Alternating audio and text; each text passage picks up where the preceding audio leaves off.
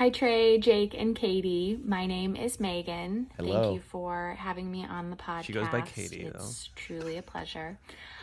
Trey, big fan. Been watching your videos since you were on Vine, and I was at your show in Fayetteville, Arkansas. Hey. Come on, tell me February. something. Tell me something. My question is for all three of you. Now that the busiest part of the tour is over, in retrospect, what would you do differently, knowing what you know now? I also think it's very important to note that I was not the cause for rowdiness at that show. The Freedom Fighters. She wasn't one of the Freedom Fighters. Fighters. I'll say it once, I'll say it again. Our fans, I love most like comedians fans, they're like, tell a dirty joke. And there's like, do your moms love you? And what's a learning experience? Yeah, that was a deep question. So thank you. Megan, not Megan, Megan, I think. May. If I could do it all over again, I probably shouldn't have had Jake out.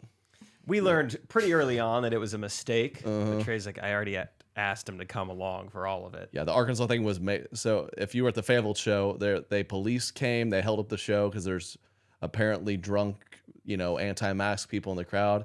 I just made that up to hopefully get Jake to not go out there. No, I'm kidding. Jake's he's great. We're going to Ohio this week, so come out to the fair if you're there. Jake's going to be there. You don't want to miss his set. You don't want to miss mine. But in all seriousness, very busy tour. I think I learned. Correct opinions. More like insightful opinions. That's fine. I think we learned, one, the pace was way too quick, Yes. right? At one point, we did yeah. 10 shows in 12 days. Well, yeah, I think you learn just what works and what doesn't. Like, it was tricky.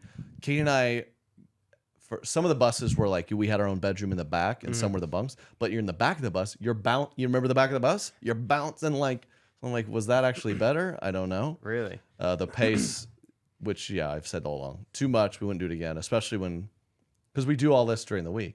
People forget. I don't know how many people were like, so tour's over. What do you do now? Just kind of 6-month vacation. Like, what do you think I was doing before this? Apparently nothing. We're posting things. I was wondering if you were going to bring this up. I was actually trying to tell the story to some friends yesterday. They were asking about tour life and bus life. And I was like, I slept great. Everyone else, on the other hand, I don't think they did. I was like, Trey especially, he never got better at it. Once every what? Once a week? Once every once a leg. Once every 3 or 4 nights, Trey would wake up in a panic. Yeah, just try because you're in a little bunk, and with the curtain is pitch black, and so I would have a nightmare that I was trapped in a coffin. It kind of felt like a coffin. The smaller ones were called coffin bunks. A couple were really small. Yeah. I mean, picture yourself laying down, and the bunk above you is maybe 18 inches from your nose. And if there's a portable DVD player stuck to the roof, then you have even less room. Yeah, these used to be. They have the DVD players that flip down. I mean, 10 years ago, that was you bring your DVDs. Oh my gosh. Kind of lame. Yeah. But yeah, you say you just wake up, you're trying to find the current. Just batting around. The first night, That's so funny to me. Katie, and then some were bigger where you could actually kind of sit up. And there's one night where Katie and I were in there watching a movie. How cute. Oh, so sweet. Ugh. Why didn't you guys tell me? And I fell asleep, and then I woke up to, somebody get me out of here. And Katie had to be like, it's okay. I'm like, what is my life? It's not. It just. I remember one of the first most if you hear of some guy gets on his tour bus and he's in the bunk with a girl, you're like, what are they doing on there? It's like, I think he's crying. I think it's claustrophobia. Is what they're doing. Yeah, it's not. It's a really romantic time. I remember one of the first weekends we ever went out.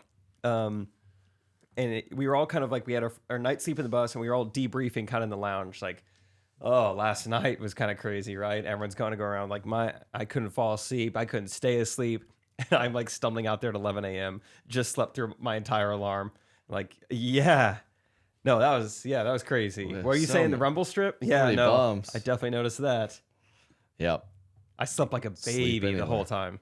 It was awesome. Katie, and Pace, you agree? Katie was at 90% of them. Yeah. It was a lot. Okay, glad you enjoyed it. It was really fun. One other thing was real really quick. fun. The one time I ever woke up in the middle of the night, turns out we had all woken up when we I mean, do we even know what happened? The car wash? The car wash. Yeah. Okay, that's the story I was going to tell. So I'm a really good sleeper, but my fear on the bus was I just kept feeling like, we have this stranger driving us and we're all asleep. Where are we going to end up? Or like someone's going to come onto the bus and we're all going to be asleep and they're going to murder us. So Somalian pirates. one night it was like 4 a.m. Yeah. And the bus pulls in somewhere. I wake up and I hear a bunch of men shouting outside of the bus. And I'm kind of thinking like, this is not right. Where are we? And then you hear this like loud. She's like, I thought we were in the Middle East. I don't know how, but it felt. I heard. I don't know. I heard Baghdad. Yeah. I swear. Jalalabad. I don't know. really was freaking out. Fallujah. But then I heard the water. Then I heard all of a sudden like water on the bus, and I realized we're in a car wash. Yeah, he hosed down the car at 5 a.m. It was really. I mean, and it turns out when we all did debrief in the morning, this is the one time I ever woke up. We're all like, you heard water, right? It's like, yeah, we were all awake and just stayed in our bunks, just all thinking to ourselves, it feels like we're being washed right now. And no one did anything about it. No one got out. No one texted each other. We all just individually were like, it feels There's like a no power way. washer. It sounds like it, but I don't know what's happening. Yeah. Thanks for the question, Megan.